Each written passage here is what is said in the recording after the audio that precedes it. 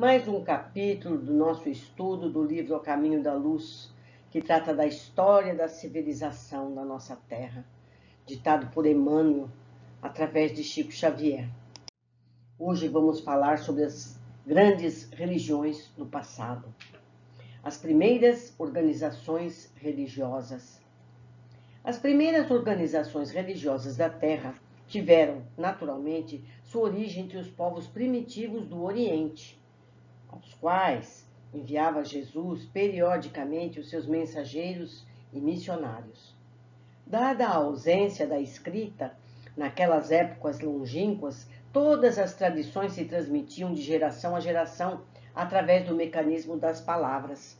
Todavia, com a cooperação dos degredados, o sistema de capela, os rudimentos das artes gráficas receberam os primeiros impulsos, começando a florescer uma nova era de conhecimento espiritual no campo das concepções religiosas. Os Vedas, que contam mais de 6.000 anos, já nos falam da sabedoria dos sastras, ou grandes mestres das ciências hindus, que os antecederam de mais ou menos 2 milênios nas margens dos rios sagrados da Índia. Vê-se, pois, que a ideia religiosa nasceu com a própria humanidade, constituindo o alicerce de todos os seus esforços e realizações no plano terráqueo.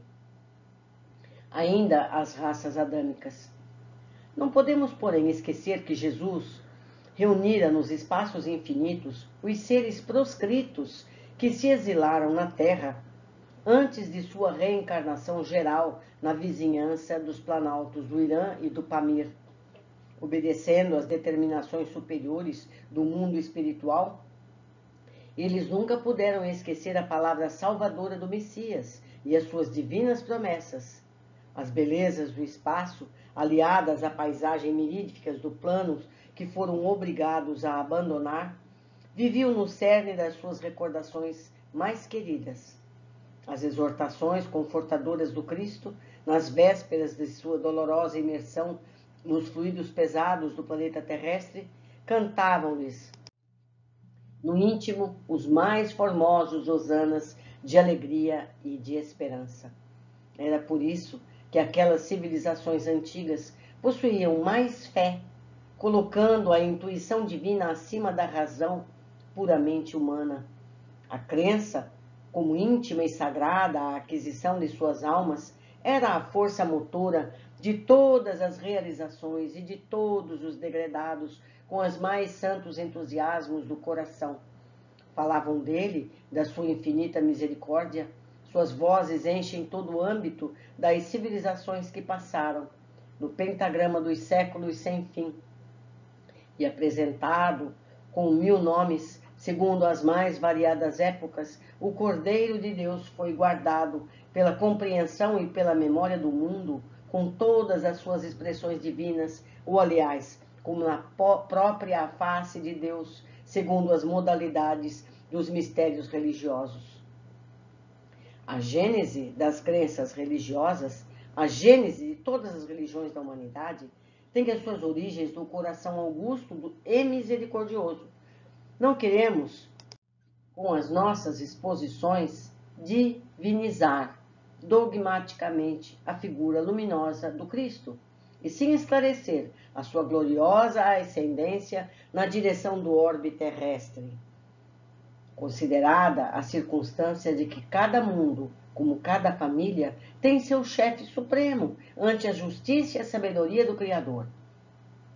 Fora erro crasso julgar como bárbaros e pagãos os povos terrestres que ainda não conhecem diretamente as lições sublimes do seu evangelho de redenção, porquanto a sua desvelada assistência acompanhou, como acompanha a todo tempo a evolução das criaturas em todas as latitudes do orbe. A história da China, da Pérsia, do Egito, da Índia, dos árabes, dos israelitas, dos celtas, dos gregos, romanos, está alumiada pela luz de seus poderosos emissários. E muitos deles tão bem se houveram no cumprimento dos seus grandes e abençoados deveres, que foram havidos como sendo ele próprio em reencarnações sucessivas e periódicas do seu divinizado amor. No Manadharva, encontramos a lição do Cristo. Na China, encontramos Forri, Lao Tse, Confúcio. Nas crenças do Tibete está a personalidade de Buda e no Pentateuco encontramos Moisés. No Alcorão vemos Maomé. Cada raça recebeu os seus instrutores como se fosse ele mesmo, chegando das resplandecências de sua glória divina. Todas elas, conhecendo intuitivamente a palavra das profecias, arquivaram a história dos seus enviados nos moldes de sua vinda futura, em virtude das lembranças latentes que guardavam no coração, acerca da sua palavra, nos espaços, tocada de esclarecimento e de amor. A unidade substancial das religiões.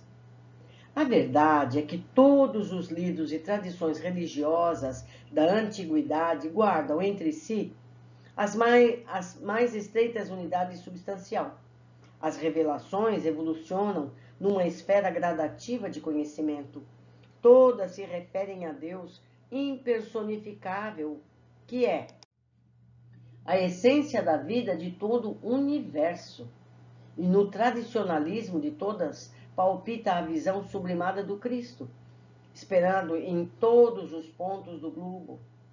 Os vários povos do mundo traziam de longe as suas concepções e suas esperanças, sem falarmos das grandes coletividades que floresciam na América do Sul. Então, quase ligada à China pelas extensões da Lemúria, e da América do Norte, que se ligava à Atlântida. Não é, porém, o nosso propósito estudar aqui outras questões que não refiram à superioridade do Cristo e à ascendência do seu Evangelho nesses apontamentos despretensiosos, citando, porém, todos os povos antigos do planeta. Somos compelidos a recordar, igualmente, as grandes civilizações pré-históricas que desabrocharam e desapareceram no continente americano, de cujos cataclismos e arrasamentos ficaram ainda as expressões interessantes dos incas, dos astecas, que, como todos os outros agrupamentos do mundo, receberam a palavra indireta do Senhor na sua marcha coletiva através de augustos caminhos. As revelações gradativas. Até a palavra simples e pura do Cristo, a humanidade terrestre viveu etapas gradativas de conhecimento e possibilidades na cena das revelações espirituais. Os milênios, com as suas experiências consecutivas e dolorosas, prepararam os caminhos daquele que vinha, não somente com a sua palavra, mas principalmente com a sua exemplificação salvadora. Cada emissário trouxe uma das modalidades da grande lição, que foi o teatro, a região humilde da Galileia. É por esse motivo que numerosas coletividades asiáticas não conhecem a lição direta do Mestre, mas sabem do conteúdo da sua palavra em virtude das próprias revelações do seu ambiente. E, se a Boa Nova não se dilatou no curso dos tempos pelas estradas dos povos, e que os pretensos missionários do Cristo nos séculos posteriores aos seus ensinos não souberam cultivar a flor da vida e da verdade, do amor e da esperança que os seus exemplos haviam implantado no mundo, abafando-a nos templos de uma falsa religiosidade ou encarcerando-a no silêncio dos claustros, a planta maravilhosa do Evangelho foi sacrificada no seu desenvolvimento e contrariada nos seus mais lídimos objetivos. Preparação do cristianismo. As lições da Palestina foram, desse modo, precedidas de laboriosa e longa preparação na intimidade dos milênios.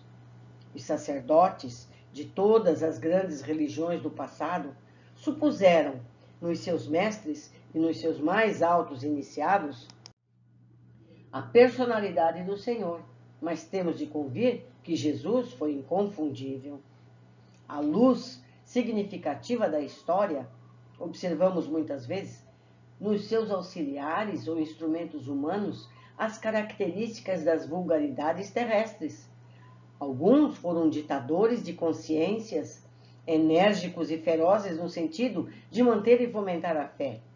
Outros, traídos em suas forças e desprezando os compromissos sagrados com o Salvador, longe de serem instrumentos do Divino Mestre, abusaram da própria liberdade, dando ouvidos às forças subversivas da treva, prejudicando a harmonia geral.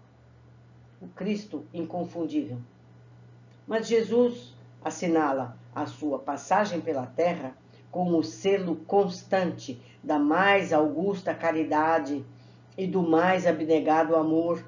Suas parábolas e advertências estão impregnadas do perfume das verdades eternas e gloriosas. A manjedoura e o Calvário são lições maravilhosas, cujas claridades iluminam os caminhos milenários da humanidade inteira. E, sobretudo, os seus exemplos e atos constituem um roteiro de todas as grandiosas finalidades no aperfeiçoamento da vida terrestre. Com esses elementos, fez uma revolução espiritual que permanece no globo há 2 milênios. Respeitando as leis do mundo, aludindo à efígie de César, ensinou as criaturas humanas a se elevarem para Deus, na dilatada compreensão das mais santas verdades da vida. Remodelou todos os conceitos da vida social, exemplificando a mais pura fraternidade. Cumprindo a lei antiga, encheu-lhe o organismo de tolerância, de piedade e de amor, com as suas lições na praça pública, em frente das criaturas desregradas e infelizes. Somente ele ensinou o amai-vos uns aos outros, vivendo a situação de quem sabia cumpri-lo. Os espíritos incapacitados de o compreender podem alegar que as suas fórmulas verbais eram antigas e conhecidas, mas ninguém poderá contestar que a sua exemplificação foi única até agora na face da terra. A maioria dos missionários religiosos da antiguidade se compunha de príncipes, de sábios, de grandes iniciados que saíam da intimidade confortável dos palácios e dos templos, mas o Senhor da semeadura e da seara era a personificação de toda a sabedoria, de todo o amor, e o seu único palácio era a tenda humilde de um carpinteiro, onde fazia questão de ensinar à posteridade que a verdadeira aristocracia deve ser a do trabalho, lançando a fórmula sagrada definida pelo pensamento moderno, como o coletivismo das mãos, aliado ao individualismo dos corações, síntese social para a qual caminham as coletividades dos tempos que passam, e que, desprezando todas as convenções e honrarias terrestres, preferiu não possuir pedra onde repousasse o pensamento dolorido, a fim de que aprendessem os seus irmãos a lição inesquecível do caminho, da verdade e da vida. Meus amigos, e parece que a humanidade terrestre ainda não aprendeu. Jesus não tinha um templo, Jesus não tinha espaços de pedra para a pregação, para fazer o seu culto. O templo era as pradarias, as margens dos lagos, a residência de seus amigos. Não é verdade? Será que nós precisamos nos reunir num templo de pedra? Será mesmo necessário? Será que não precisamos pensar melhor nas lições do Cristo, do Jesus, nosso irmão? Precisamos meditar a respeito. Eu aguardo vocês no nosso próximo capítulo.